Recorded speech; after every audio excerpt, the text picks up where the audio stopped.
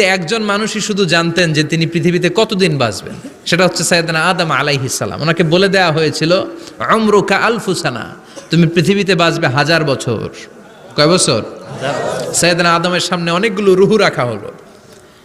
সাইয়েদনা আদম বললেন, এরা কারা? আল্লাহ বললেন, এরা হচ্ছে নাসালুক, তোমার বংশধর, পৃথিবীতে তোমার পর এরা পৃথিবীতে আসবে। সাইয়েদনা আদম বললেন, আল্লাহ ওই যে একটা রুহু দেখা যায়, এটার নাম কি? আল্লাহ বললেন, হাদা ইবনুকা দাউদ, এটা তোমার ছেলে দাউদ, সে দুনিয়াতে নবী হয়ে আসবে, তার ছেলে সুলাইমানও নবী হয়ে আসবে।